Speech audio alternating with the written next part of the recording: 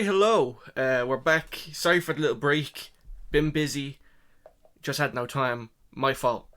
I decided to do the tier list today. I'm going to leave the predictions till later. I want to really lock in because I can't have two bad weeks in a row. So I'm going to lock in for the predictions. It should be out by Thursday. But anyway, for today I bring upon you the Fighting Nerds tier list, and oh my god, it's been a bad week for the Fighting Nerds, and it could be a bad week in the coming few weeks. All the rest of the Fighting Nerds have tough tests ahead of them, but I'm just going to give my slightly early predictions for each card, and give my reasoning for each one. Now first up, I'm going to talk about John Silva. Now, I can't walk what I'm not going to walk back what I've said about John Silva. I do believe he's champ material. I'm going to put him in S. There's no stall. I'm not going to like delay about like what I think about John Silva. I still think he's probably the best fighting nerd. I think Kaio Bahalo is overrated. I don't see why everyone says he's the best fighting nerd. I don't really see it. But I'm going to go John Silva. I think John Silva is the best fighting nerd. There might be another person in S tier, but I still think John Silva is the best overall. People forget, man. He battered. He destroyed Bryce Mitchell. And Bryce Mitchell beat Nurmagomedov. You know? In a decision of all things, in Saudi Arabia. That win is aged well. And Bryce Mitchell took down... People forget, man. Bryce Mitchell took down Ilia Topuria. He didn't win the fight, but he took him down. John Silva made him look so weak in that fight. Like, Bryce Mitchell did not have a single moment of success in that fight, except for maybe the oblique kicks. But John Silva was just kind of letting them do it. He was playing with him. That win is aged really well. I think he beats Lopez as well. I think Lopez, stylistically, I think John Silva's going to get the knockout. I was going to go decision. I think Silva can get the finish here. So, yeah, I'm going to go Silva to become champ. Next up, Kaio Bahalo. I don't know if you have to roll the R there, but I just wanted to do it. I think that it was, bear in mind, Naxadine is a top contender. So Kaio is good. But when people say he's the best fighting nerd, it just annoys me. I'm going to put Kaio Bahalo, I'm going to put him in B tier. I don't think he's A tier. I don't think... If I use A tier, then he would be, like, number one contender, but never champ. S tier is, like, I think they're going to be champ one day. But Kaio Bahalo, I don't ever see him being champ. Unless, like, a certain set of circumstances happens. Like, there's an injury, there's a vacant belt, and all that. I don't see him becoming champion. I don't see him beating Dreykus. I don't see him beating Chimaev. He lost to Nasruddin. I think the only fight to make now for Kaio Bahalo is the Adesanya fight. I think Adesanya or Strickland, but Strickland seems to wants to fight. I actually don't know who Strickland wants to fight again. I can't remember. But yeah, either Kaio versus Strickland or Kaio versus Adesanya. I think those are the two fights to make. Either that or like a massive jump down in competition. Yeah, I think that's... Or maybe like the loser of Hernandez versus De Ridder. Maybe that'd be a good fight. I don't know. But yeah, Kaio Bahalo in B tier. Next up, a guy that's just coming off one of the best knockout wins of his career against a really seasoned opponent. I'm talking about Carlos Prates. And where am I going to put Carlos Prates? Now, obviously, he's going to be above Kaio. But is he on S tier with John Silva? I think he is. I know the Ian Gary performance was a shocking performance, right? But people forget, man, he showed he had 5-round cardio. And if that fight was 10 seconds longer, he could have got the finish. I just think Ian Gary had such a weird style. And, like, Prates just couldn't adapt to it. But the minute he did adapt to it, in the 4th and 5th round, he was coming back. Like, you cannot say that was like a 5-0 for Gary. That was a 3-2. He just started the fight off real dominantly, and then Prates learned in the last two, or maybe the second half of round 4. And in round 5, he kind of just dominated round 5. I think if the rematch happens, this is like I'm not coping with this, but if the rematch does happen with Prates and Gary, I'm picking Prates again. I think Prates figured him out in the final round and then Gary just survived. People forget, man. But next up, this is a lesser known fighting nerd. Bruna Brasil. Now, where am I going to put Bruna Brasil? Obviously, I'm not going to put her on the same level as Borralho. I think she has like a record of like, what, 3-3 in UFC? She's okay. People forget, man, she beat fucking Molly McCann. And then went on to get 30-27 by Wang Gong, the greatest women's fighter of all time. I'm putting Bruna Brasil in D tier. I'm sorry.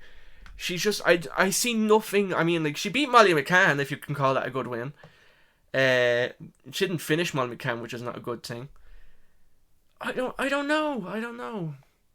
I don't think she'll be ranked. I don't think she'll ever be ranked. But knowing the women's division in the UFC, it's certainly a possibility. Do I see her getting any good wins? She beat Shi Ming in the road to UFC. I have no idea why she was on that. But, yeah, she beat Shi Ming. And Shi Ming is a pretty hot prospect, you know. Part-time UFC fighter. So, I don't know if you can call that a good win. I don't know. I'm going to keep her in D tier. But next up.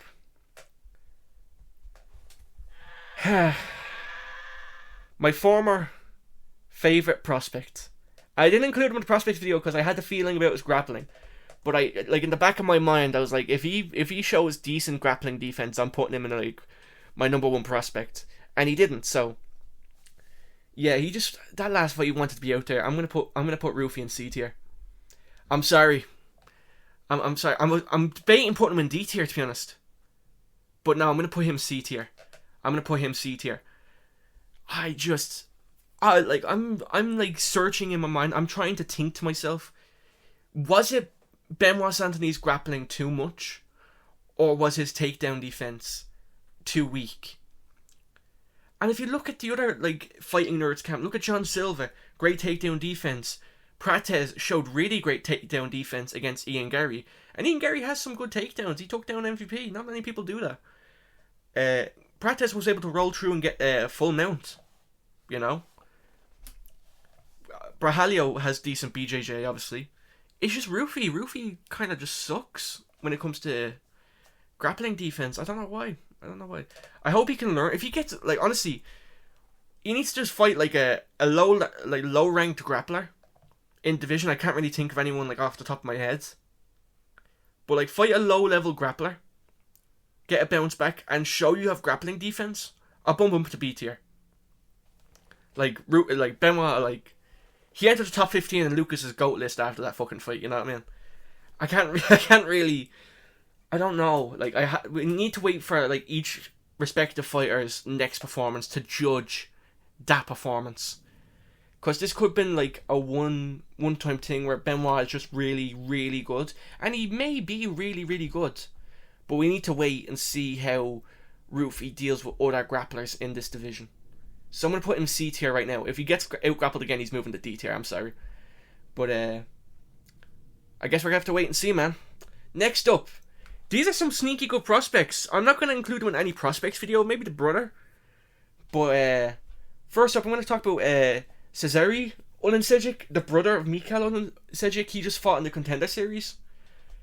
Honestly, I see really good things for this guy. I'm going to put him ahead of Ruffy, but keep him still in C tier. I don't see him being ranked in next year, but he looked really good. He's a sneaky good prospect. I'll definitely keep my eyes out for him. But yeah, no, if you haven't watched the Contender Series, it's actually been a really good season so far, so I do recommend watching it. But yeah, I'm going to put him C tier above Ruffy. He has takedown defense, good combinations. I think he'll do well, especially in middleweight.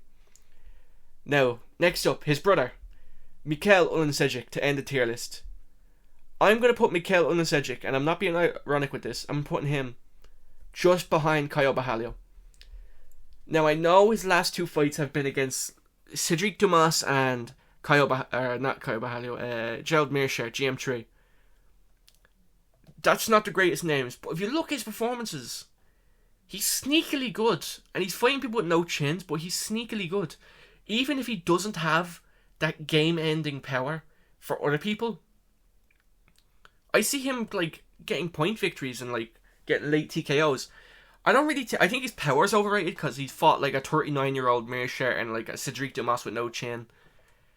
You know, I don't really know. I put no in an A tier, by the way. I don't know if I should change that. Maybe I might move Prates down to A tier just to make it so it's not just an empty void of a place. But yeah, I'll just put him there. But yeah, Mikuel Uninsedic. I think he will be in the top 10 at some point. I think he's sneakily good. He is sneakily good. Like, he's not gonna like go and fight Sean Strickland, knock him out in one round. He's obviously not gonna do that. But he has sneakily good like boxing combinations and all. I'll have to wait and see his next opponent, but I'm gonna put him B tier just for my prediction. I think he's sneakily good. I don't see him being like past the top 10 or like top 5 or anything like that. But I see him lurking around the top 10 spot, like top 10, top 9, then losing, going back to top 12 or something. I see him lurking around there, and that's enough for me to put him in B tier. But yeah, that's been about it for the, just tier list, I guess. Let me know what you guys think in the comments below. I think these are fun. These are easy to do for me. So, yeah, let me know if you want more tier lists and when we become a bedtime call. That's been about it. See ya.